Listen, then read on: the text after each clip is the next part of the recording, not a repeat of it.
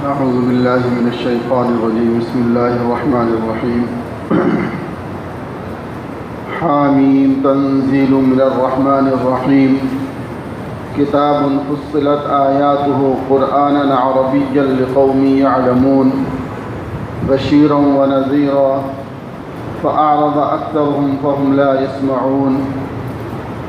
وقالوا قلوبنا في أكنة مما تدعونا إليه وفي آذاننا وقر ومن بيننا وبينك حجاب فاعمل إننا عاملون.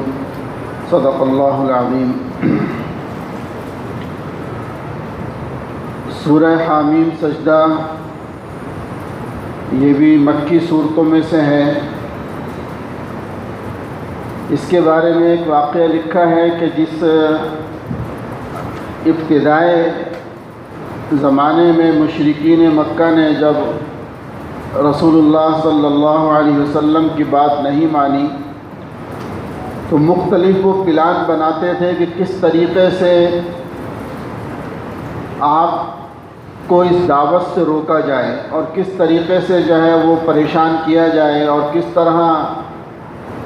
ان کے جو معبودان باطلہ تھے ان کو برا اور ان کے بارے میں کچھ نہ کہا جائے. تو ایک مرتبہ یہ بیٹھے ہوئے آپس میں مشورہ کر رہے تھے. کسی نے کہا کہ نعوذ باللہ ہم چل کر جو ہے وہ محمد صلی اللہ علیہ وسلم کو شہید کر دیتے ہیں. کسی نے کچھ کہا تو عتبہ نے کہا کہ میں جا کر ان سے بات کرتا ہوں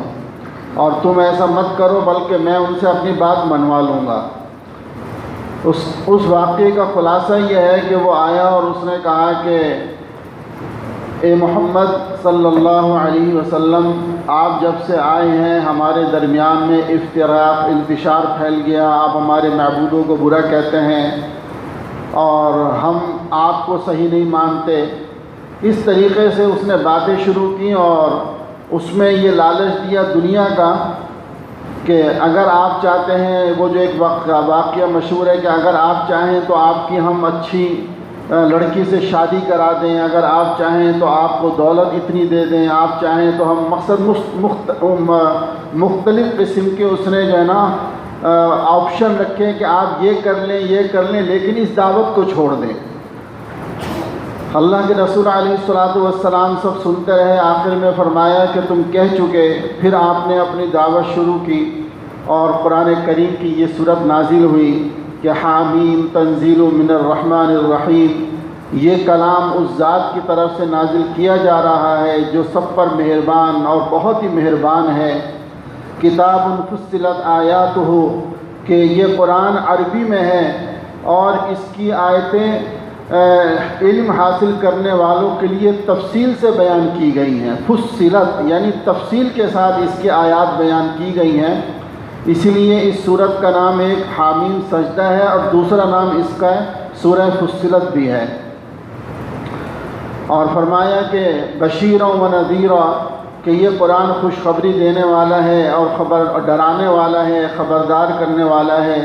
پھر بھی ان میں سے اکثر لوگوں نے منہ موڑ رکھا ہے اور پھر وہ یہ کہتے تھے کہ آپ ہمیں جتنی بھی دعوت دے لیں لیکن یہ خیال آپ رکھیں اور یہ یاد رکھیں کہ ہمارے تو دلوں پر غلاف لپٹے ہوئے ہیں, غلاف چڑھے ہوئے ہیں اور ہمارے کان بہرے ہیں اور ہمارے درمیان میں ایک پردہ حائل ہے ہماری آنکھوں کے سامنے.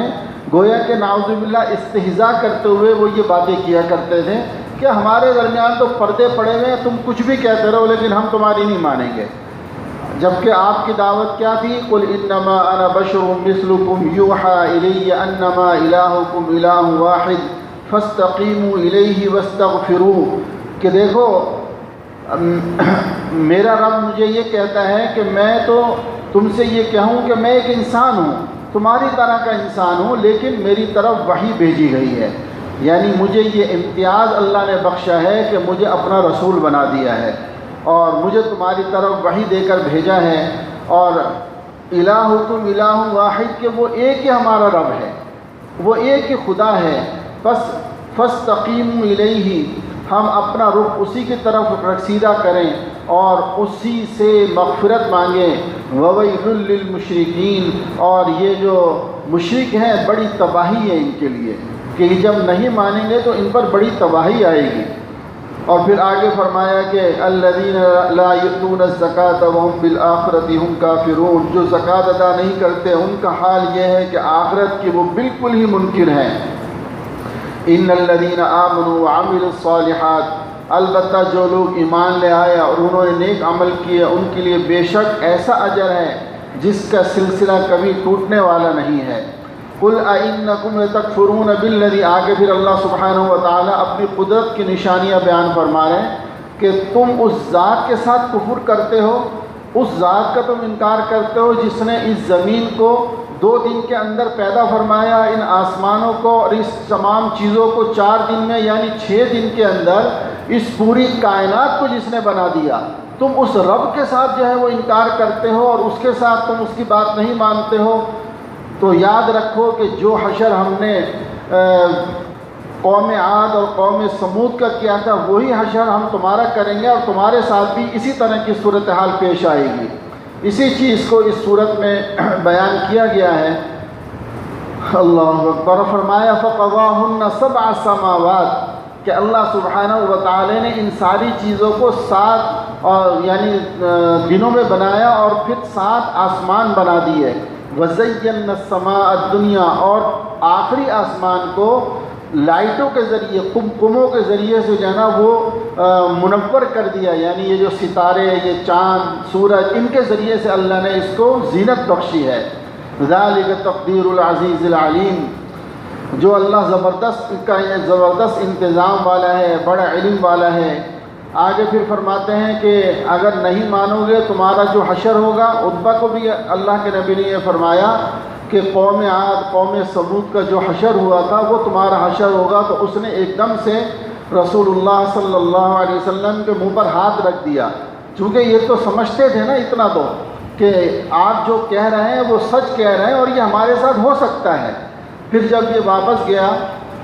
جا کر اپنی قوم کے پاس، ابو جہل نے جب اس کو دیکھا دور سے آتے ہوئے تو ابو جہل کہتا ہے کہ عتبہ بدلا ہوا ہے،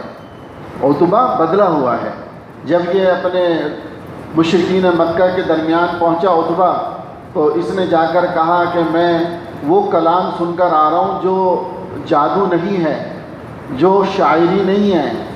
جو نثر نہیں ہے، یعنی اس نے اظہار کیا کہ میں تو واقعتاً ایک اور چیز سن کر آ رہا ہوں جو اللہ کا کلام ہے۔ ابو جہل اور مشرکین جتنے بیٹھے تھے وہ کہتے ہیں دیکھا ہم نے کہا تھا نا وہ بہت بڑا جادوگر ہے، نعوذ باللہ، کہ وہ بہت بڑا جادوگر ہے اور اس کا جادو عتبہ پر چل گیا ہے۔ جب عتبہ نے یہ باتیں سنی تو پھر وہ اس کی جو یعنی کفر کی جو جہالت تھی وہ اس کے اوپر عود کر آئی، اور پھر ایک دم سے وہ دوبارہ کہ نہیں میرے اوپر کوئی ایسا اثر نہیں ہوا، اور پھر آخر وہ کفر کے اندر ہی مر گیا وہ، یعنی اس کے اوپر بظاہر اثر ہوا، لیکن وہی کہتے ہیں نا کہ انسان بہت ساری چیزیں اپنے خاندان، برادری، اپنی قوم کی وجہ سے کرتا ہے یا نہیں کرتا ہے۔ اچھے کام نہیں کرتا، برے کام کر جاتا ہے، کیوں کہ ناک نہ کٹ جائے، بس اس ناک کٹنے کے چکر میں انسان تباہ ہو جاتا ہے۔ یہی عتبہ کا حال ہوا۔ پھر جب اللہ کے رسول علیہ السلام نے پھر اسی میں آگے قوم عاد وغیرہ کا تذکرہ ہوا کہ قوم عاد کا کیا کیا معاملہ ہوا، اور پھر قیامت کے دن کا کچھ منظر اللہ رب العزت نے پیش فرمایا کہ یہ جو منکرین ہیں جب یہ آئیں گے تو ان کا حشر کیا ہوگا۔ الیوم نختم علی افواہہم وتکلمنا ایدیہم، کہ ان کے منہ کے اوپر مہر لگ جائے گی اور ان کے ہاتھ بولیں گے، ان کی زبان بولے گی، ان کے جو ہے اعضاء بولیں گے۔ وقال لجلودہم لما شہدتم علینا، حتیٰ کہ ان کی کھال تک بولے گی، یہ خود بتائے گی کہ ان کا معاملہ انہوں نے کیا کیا کیا تھا۔ اس کا ایک حدیث میں ایک واقعہ بھی روایت نقل کیا ہے علماء نے کہ ایک جو ہے وہ شخص ہوگا جو پل صراط سے گزر رہا ہوگا بڑی مشکل سے، فرشتے آئیں گے، وہ کہیں گے کہ اگر تو سچ سچ بتا دے تیرے کیا معاملے ہیں تو ہم تجھے پار کرا دیتے ہیں۔ یہ کہے گا ہاں میں تمہیں سچ سچ بتاؤں گا، پہلے مجھے پار کرا دو۔ جب یہ پار کرا دیں گے تو وہ پار ہونے کے بعد وہاں پر بیٹھ جائے گا اور پھر ادھر ادھر دیکھے گا اور کہے گا کہ میں نے تو کوئی گناہ نہیں کیا، یعنی دھوکہ دینے کی، یعنی وہ ایکٹنگ کرے گا کہ جی میں نے تو کچھ بھی نہیں کیا تھا۔ تو اس وقت یہ ہوگا کہ پھر اس کے اعضاء جواب دیں گے، اس کا منہ بند کر دیا جائے گا اور اعضاء بولیں گے، اس کی ران بولے گی، اس کے ہاتھ بولیں گے، اس کی جلد بولے گی کہ اس نے کیا کیا گناہ کیے تھے، اور پھر اس کو دوبارہ جہنم میں ڈال دیا جائے گا۔ اس قسم کے جو ہے وہ اللہ رب العزت فرماتے ہیں کہ تم کسی بھی طور پر ہمارے ہاں بچ نہیں سکتے، یا تو دنیا میں مان لو اور نہیں مانو گے تو اگر جب ہمارے پاس پہنچو گے تو پھر ہمیں تمہارے کسی گواہ کی ضرورت نہیں ہے، بلکہ ہم تمہارے اندر سے گواہی کو نکالیں گے۔ اور یہ کہے گا لما شہدتم علینا، کہ اپنے اعضاء کو کہے گا کہ تم نے میرے اوپر کیوں گواہی دی؟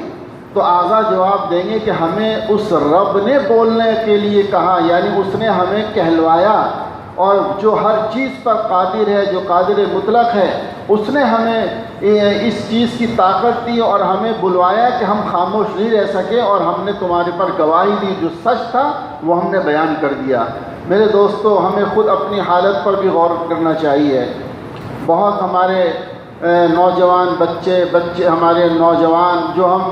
سمجھتے ہیں کہ اکیلے کے اندر بہت سارے گناہوں کے اندر ملوث ہوتے ہیں، سمجھتے ہیں کوئی گواہ نہیں ہے، کچھ نہیں ہے، کوئی ہمیں دیکھنے والا نہیں، نہ ماں باپ دیکھ رہے ہیں، نہ بڑے بھائی، نہ استاد، لہٰذا کوئی مسئلہ نہیں ہے۔ یاد رکھو کہ جس جگہ انسان گناہ کرتا ہے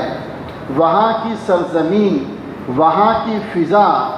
اور تمہارے اعضاء، یہ سب چیزیں گواہ بن رہے ہیں، یہ خود بخود گواہی دیں گے کہ تم نے کیا کیا کیا اور کیا کیا نہیں کیا۔ اس لیے ابھی سے اللہ سے توبہ اور استغفار کرو۔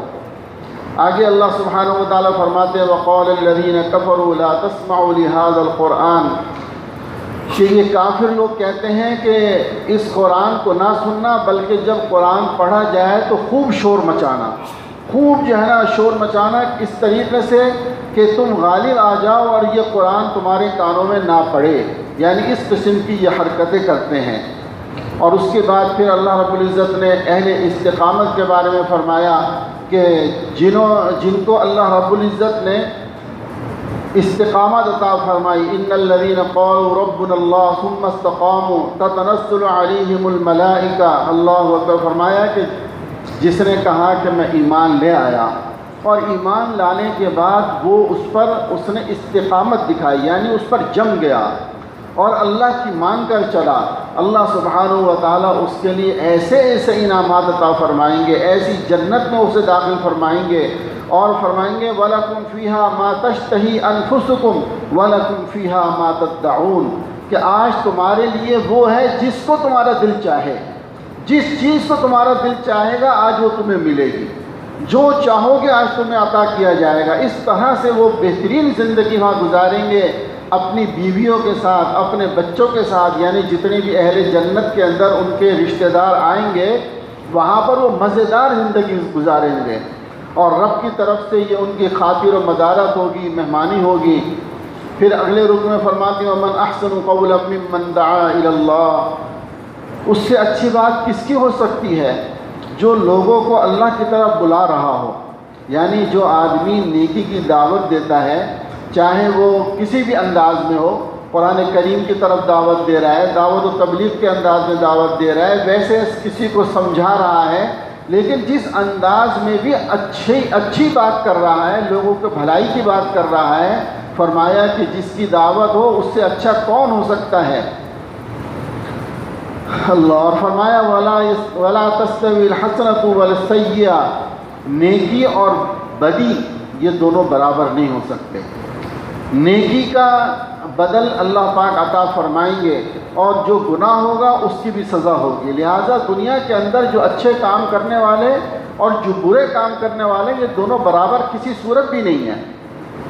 ادفع باللتی ہی احسن، آگے پھر ایک نصیحت کی جا رہی ہے، گویا کہ دعوت دینے والوں کو یہ سمجھایا جا رہا ہے کہ دیکھو تمہیں دعوت دینی ہے لیکن طریقے سے دینی ہے، اچھا انداز اختیار کرنا ہے۔ اگر کوئی تمہاری مخالفت کرتا ہے تو تمہیں لڑائی جھگڑا نہیں کرنا، طریقے سے بات چیت کرنی ہے، اور اگر کوئی تکلیف دیتا ہے تو اس پر صبر کرنا ہے. صبر کرو گے، اچھے انداز میں دعوت دو گے تو تم کامیاب ہوگے، اس لیے کہ یہی طریقہ رسولوں کا رہا ہے، انبیاء علیہ السلام کا یہی طریقہ رہا ہے، اور انہوں نے بھی صبر اختیار کیا. آخر جیت جو ہے وہ حق کی ہوتی ہے، باطل کو ختم ہونا ہی ہے.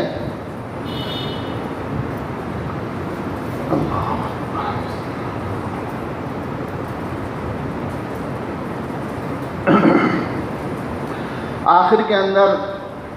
اس سورت کا جو آخری رکو ہے وہ 25ویں پارے کے شروع میں ہے کہ الیہ یرد علم الساعہ، کہ دنیا میں جتنی چیزیں ہیں ان سب کا علم اللہ ہی کی طرف لوٹ کر جانا ہے، اور جتنی پھلوں سے کوپلیں نکلتی ہیں، پھول نکلتے ہیں، ماں کے پیٹ کے اندر کیا ہے وہ سب اللہ جانتے ہیں. اللہ سبحانہ و تعالیٰ کو ایک ایک ذرے کا علم ہے. اور وَيَوْمَ يَنَادِيهِمْ أَيْنَ الشُّرَكَاءُ، اور یہ لوگ جس دن جو ہے وہ پکارا جائے گا کہ وہ شرکاء کہاں چلے گئے جو دنیا کے اندر میرے شریک بنائے جاتے تھے. یعنی ایک دن ایسا آنے والا ہے جس میں اللہ سبحانہ و تعالیٰ فرمائیں گے کہ ہاں بھائی ذرا ہمارے شریک تو بلاؤ، کہ جن کو تم نعوذ باللہ ہمارے ساتھ شریک کرتے تھے کہ وہ میرے یعنی خدائی کے اندر میرے ساتھ ہیں، میرے جو ہے وہ پارٹنر ہیں، ان کو لے کر آؤ ذرا. ان لوگوں سے کہا جائے گا، اور جب نہیں لا سکیں گے تو پھر جہنم کے اندر ڈالا جائے گا اور سخت قسم کی سزا دی جائے گی. آخر میں فرماتے ہیں جب ان کو کوئی اچھائی پہنچتی ہے تو تکلیف کے بعد تو کہتے ہیں یہ تو میری پلاننگ سے ایسا ہوا ہے. جیسے وہ آج بھی ہے نا ایک انداز ہوتا ہے، کوئی اچھائی پہنچتی ہے تو کہتے ہیں ارے میاں مجھے داد دو، یہ میری عقل ہے، میری سمجھ ہے، دیکھو میں کتنا جو ہے نا اللہ میں ایسا ہوں ویسا ہوں، کہ یہ ساری تو میری پلاننگ تھی جو مجھے مل گیا. اور اگر کوئی تکلیف پہنچ جائے تو بس پھر عجیب منہ بناتے ہیں اور کہتے ہیں کہ یہ ہمارے ساتھ کیا ہو گیا. اللہ اکبر. اسی چیز کے اوپر اس سورت کا اختتام ہوتا ہے کہ سنوریہم آیاتنا فی الآفاق، کہ کائنات کے اندر ہم ان کو اپنی نشانیاں دکھائیں گے اور ان کے اپنے جسم کے اندر دکھائیں گے. انہیں پتہ چل جائے گا کہ حق تو اللہ ہی کی طرف سے آ رہا ہے، یہ قرآن برحق ہے. کیا ان کو یہ بات کافی نہیں کہ ان کا رب ہر چیز پر گواہ بن رہا ہے؟ ذرا سے ان لوگوں کو قیامت کے دن میں شک ہے، سن لو اللہ ہر چیز پر احاطہ کیے ہوئے ہے. یعنی ان صورتوں میں کسی کے اندر توحید کو خوب بیان کیا ہے، کسی میں رسالت کو زیادہ بیان کیا ہے، کسی میں بعد الموت یعنی مرنے کے بعد زندہ ہونے کو بیان کیا ہے. انہی چیزوں کو بار بار بیان ہو رہا ہے کہ یہ انسانوں تم سمجھ لو اور ان چیزوں کو ابھی سے جو ہے وہ اللہ کی طرف رخ اختیار کر لو، سمجھ جاؤ، ورنہ تو بہت برا ہونے والا ہے. پھر میرے دوستو یہ سورہ شورا ہے. شورا کا معنی ہوتا ہے یعنی اسی میں ایک آیت ہے وَأَمْرُهُمْ شُورَى بَيْنَهُمْ، کہ آپ آپس میں مشورہ کریں. تو جو جس سے مشورہ کیا جاتا ہے اس جماعت کو آپ کہہ لیں یا اس افراد کو شورا کہا جاتا ہے کہ بھئی یہ ہماری شورا ہے کسی جماعت کی، ادارے کی. تو اسی کے اوپر یہ نام رکھ دیا کہ اسلام کے اندر مشورے سے کام کرنے کو بڑی اہمیت دی گئی ہے. اللہ نے اپنے رسول صلی اللہ علیہ وسلم کو بھی اس بات کی تاکید فرمائی اور نصیحت فرمائی کہ تم جو ہے وہ مشورہ کر کے اور پھر چلو، اور صحابہ رضی اللہ تعالی عنہم کو بھی مشورے میں شامل کیا کرو. اس کے اندر ان چیزوں کا ذکر ہے اللہ سبحانہ و تعالی کی طرف سے. اور اس کے بعد فرمایا اس صورت میں لنا اعمالنا ولکم اعمالکم، یہاں افتراق اور انتشار کا دوسرا علاج بتایا جا رہا ہے. یعنی پہلے تو یہ لوگ آئے تھے نا کہ جی آپ ہم سے یہ لے لیں یہ لے لیں لیکن اس کو چھوڑ دیں. پھر اس کے بعد آئے دوسری مرتبہ کہ جی ایسا کریں، ایک اور حل ہے افتراق ختم کرنے کا، کہ ایک سال آپ ہمارے معبودوں کی عبادت کریں اور ایک سال ہم آپ کے معبودوں کی عبادت کریں گے. یعنی یہ دوسرا حل لے کر آئے تھے. تو اللہ سبحانہ و تعالیٰ فرماتے ہیں کہ آپ ان سے کہہ دو لنا اعمالنا ولکم اعمالکم، ہمارے لیے ہمارے اعمال ہیں اور تمہارے لیے تمہارے اعمال ہیں. لا حجت بیننا وبینکم، اب ہمارے درمیان کسی قسم کی بحث اور مباحثہ نہیں ہوگا. اللہ یجمع بیننا، اللہ ہی قیامت کے دن ہمیں اکٹھا کریں گے.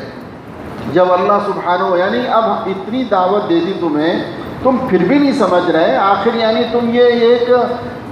بیکار سی بات لے کر آئے ہو کہ جی 1 سال میں تمہارے معبود کے باتیں وہ عبادت کروں، وہ معبود تمہارے جو باطل معبود ہیں ان بتوں کے سامنے ہم جھکیں؟ فرمایا ایسا نہیں ہو سکتا۔ اللہ سبحانہ و تعالیٰ فرماتے ہیں صاف جواب دے دو، اب ہمارا سلسلہ یہ نہیں ہوگا، بس اب جو ہے وہ تم جاؤ، اب ہماری اور تمہاری قیامت کے دن ملاقات ہوگی، اور جب اللہ جمع کریں گے تو اس وقت سب آ جائے گا۔ یہی مضمون ہے قل یا ایھا الکافرون لا اعبد ما تعبدون کے اندر، کہ اس میں یہی فرمایا کہ کافروں سے یہ کہہ دو کہ تمہارے اعمال تمہارے اور ہمارے اعمال ہمارے، میں تمہارے رب کی بات تمہاری عبادت نہیں کر سکتا۔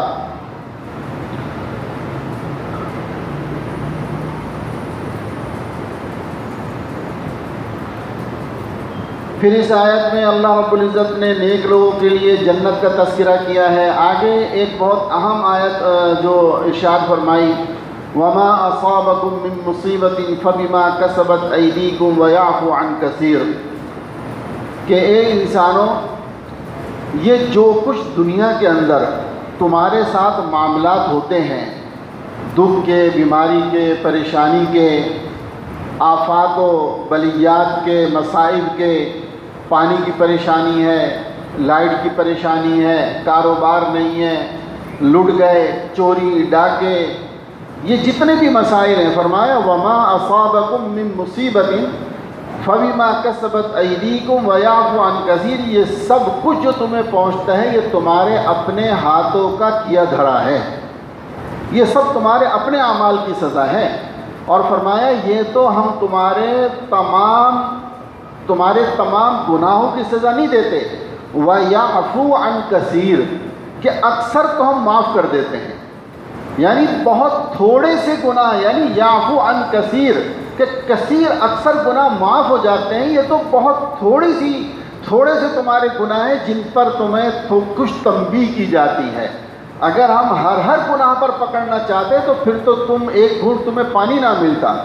تم یہاں پر سانس نہیں لے سکتے تھے، چل نہیں سکتے تھے۔ وہ رب کریم اتنا کریم ہے، وہ اتنا غفور الرحیم ہے، وہ اتنا تمہارے اوپر اپنا فضل کرتا ہے کہ اکثر گناہوں کو تو معاف کر دیتا ہے۔ بس تھوڑے بہت ہیں جن کی وجہ سے یہ معاملات ہوتے ہیں۔ تو میرے دوستو، جب اللہ اکثر معاف کر رہا ہے تو اگر انسان استغفار کا معمول بنا لے تو پھر آپ سوچیں کہ انشاءاللہ بہت ساری چیزوں سے ہم نکل جائیں گے، لیکن سب سے بڑی جو آج ہمارے اندر کمزوری ہے وہ استغفار کی ہے، کہ استغفار کو ہم نے اختیار نہیں کیا ہوا۔ اللہ میرے اللہ۔ پھر ان کے وہی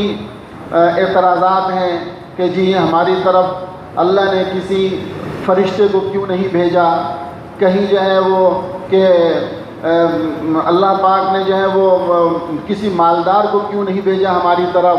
کبھی کہتے ہیں کبھی کچھ کہتے ہیں، اس طرح کی الٹی سیدھی یہ لوگ باتیں کرتے رہتے ہیں، ان کو سمجھ نہیں آتی۔ پھر اللہ سبحانہ و تعالیٰ کے لیے کبھی لڑکیاں ثابت کرتے ہیں، کبھی نعوذ باللہ کہتے ہیں کہ جی اللہ کا بیٹا تھا۔ اللہ سبحانہ و تعالیٰ یہاں فرماتے ہیں کہ دیکھو،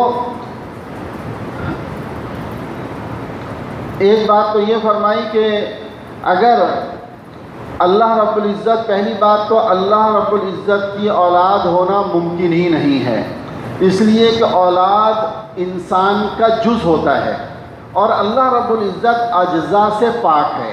اس کا کوئی جز نہیں ہے۔ ایک بات تو یہ فرمائی۔ دوسری بات یہ ارشاد فرمائی کہ ظالموں،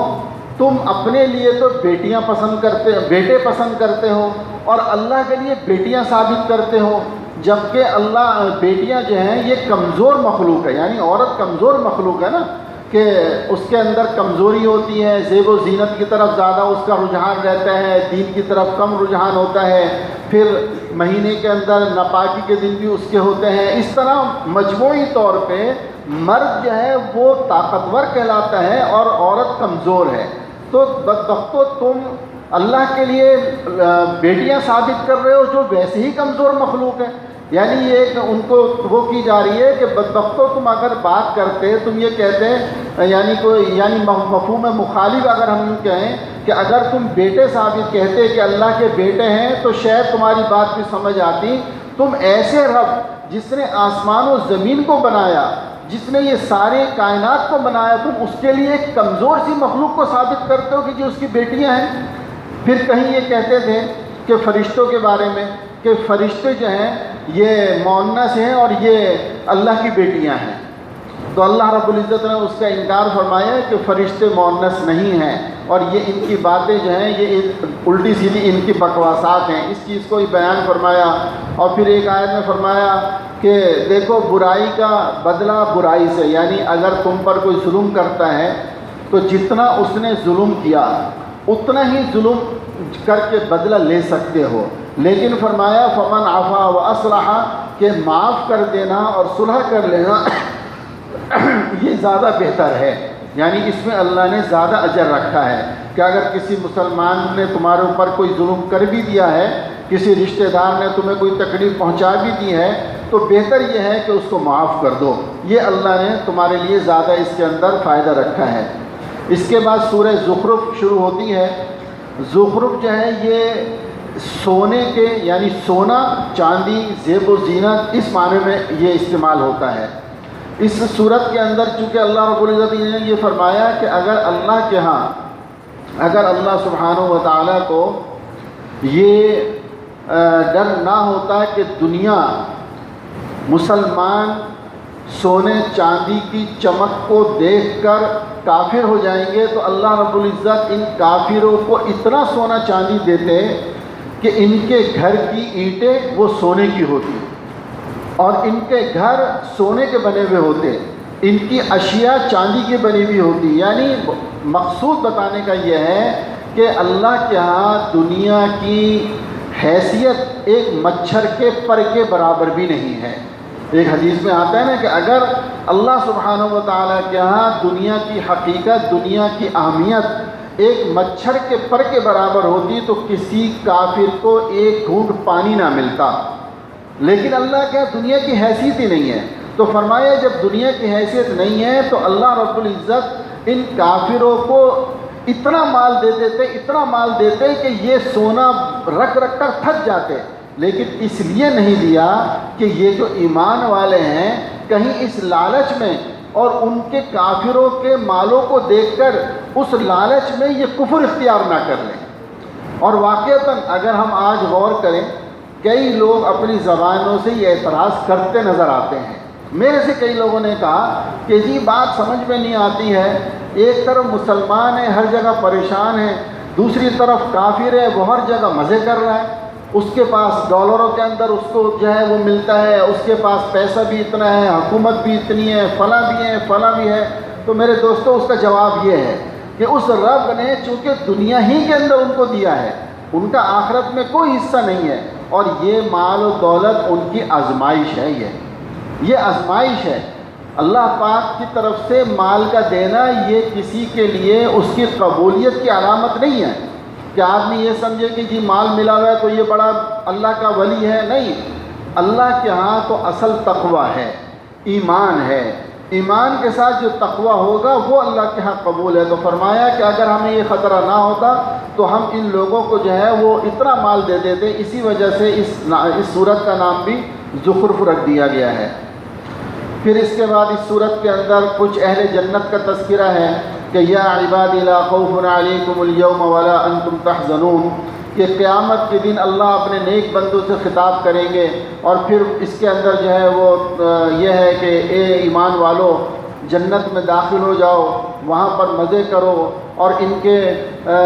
کے قریب جو ہیں وہ سونے اور چاندی کے پیالے لے کر لوگ گھوم رہے ہوں گے جو ان کی خدمت کر رہے ہوں گے، وہاں کے جو برتن ہوں گے وہ سونے اور چاندی کے ہوں گے، اور وہاں کی نعمتیں ایسی ایسی جنت کی نعمتیں کہ نہ کسی آنکھ نے دیکھی، نہ کسی دماغ میں اس کا تصور آ سکتا ہے، ایسی نعمتیں۔ یعنی اللہ سبحانہ و تعالیٰ گویا کہ یہ فرما رہے ہیں کہ ایمان والوں دنیا کے اندر اگر کسی کو دولت ملتی ہے تو وہ دولت تو ایک وقت تک ہے، یہ انسان مرا اور اس کے بعد وہ دولت کا تعلق ختم ہو گیا، چاہے جتنا بھی دولت مند ہے، نہ اس کی مرسیڈیز اس کے ساتھ جاتی ہے، نہ BMW اس کے ساتھ جائے گی، نہ اس کی جو ہے نا وہ لاکھوں کی گھڑی اس کے ساتھ جائے گی، کوئی یہ کہے کہ جی مجھے جو ہے نا وہ لاکھوں کا کفن دینا، سب بیکار ہے، اب تو مٹی کے اندر گیا۔ لیکن ایمان والو، تم ان کو دیکھ کر کسی غلط فہمی میں مبتلا نہ ہونا، تمہیں اللہ پاک یہی چیزیں تمہارے مرنے کے بعد دے گا، اور ایسی زندگی میں دے گا جس میں اختتام نہیں ہے، جس زندگی کے اندر ناکامی نہیں ہے۔ جہاں جب یہ نعمتیں تمہیں وہاں ملیں گی تو ایسی نعمتیں ہوں گی کہ جس کے اندر نہ وہ پرانی ہوں گی، نہ وہ ضائع ہوں گی، نہ کبھی ختم ہوں گی، کبھی ختم ہی نہیں ہوں گی، ہمیشہ کے لیے۔ اور پھر روز بروز ان نعمتوں میں ترقی ہوگی، ایک دوسرے کے حسن میں، یعنی جنت کا جو منظر اللہ رب العزت قرآن کریم میں جگہ جگہ جو بیان فرماتے ہیں، جس کا پورا مفہوم اگر میں عرض کروں تھوڑا سا آپ کے سامنے، کہ اللہ کو فرمایا کہ آپ کو ایسی بیویاں ملیں گی وہاں پر جو کنواری ہوں گی، کنواری بیویاں۔ اب آپ خود سمجھ سکتے ہیں کنواری سے کیا مطلب ہے۔ اور پھر ان کا حسن و جمال ایسا ہوگا کہ اگر اس دنیا کے اندر ان میں سے کسی کا ذرا سا ہاتھ یعنی ظاہر ہو جائے تو اس کی روشنی، اس کے حسن و جمال کی وجہ سے یہ چاند، یہ سورج، یہ ستارے، سب کی روشنی مان پڑ جائے گی۔ اگر وہ اس دنیا میں تھوک پھینک دے اپنا سمندر میں، تو اس تھوک کی وجہ سے سارے سمندر وہ شہد سے زیادہ میٹھے ہو جائیں۔ اللہ نے ایسی نعمتیں اور ایسی بیویاں وہاں رکھی ہیں۔ اور پھر جو جنت کے اندر اللہ نے منظر کشی فرمائی ہے کہ ٹیک لگا کر تختوں کے اوپر، تخت کے اوپر بیٹھے ہوں گے، گول تکیے لگے ہوئے ہوں گے، ان کی بیویاں ان کے ساتھ ہوں گی، اور ان کے غلام ان کے چاروں طرف گھوم رہے ہوں گے، اور جس چیز کا ان کا دل چاہے گا وہ ان کے پاس حاضر ہو جائے گی، جس سے ملنا چاہیں گے اس کے پاس لمحوں کے اندر پہنچ جائیں گے، جیسے اس کے اوپر ہوائی گھوڑے کے اوپر گویا کہ سواری ہو رہی ہے۔ تو میرے دوستو، اللہ رب العزت فرماتے ہیں کہ بھائی دیکھو، دنیا کے اندر جو نعمتیں ہیں کافروں کے پاس یہ تو ختم ہو گئی، مٹی ہو جائیں گی، لیکن یہ نعمتیں جس کو جنت میں ملیں گی یہ کبھی ختم نہیں ہوں گی۔ اسی لیے میرا رب جہاں دوزخ کا تذکرہ فرماتا ہے وہیں اس کے بعد جنت کا تذکرہ ہوتا ہے، اور جہاں جنت کا تذکرہ ہو اس کے بعد پھر دوزخ کا، کہ دیکھو کہیں ایسا نہ ہو کہ ان دنیاوی نعمتوں میں ڈوب کر تم اللہ کو بھول جاؤ۔ اس لیے دونوں چیزوں کا تذکرہ ساتھ ساتھ چلتا ہے۔ آخر میں سورہ دخان ہے۔ دخان کے معنی ہوتے ہیں دھوئیں کے۔ ایک تو اس کے اندر ایک آیت کے اندر ذکر ہے کہ بلکہ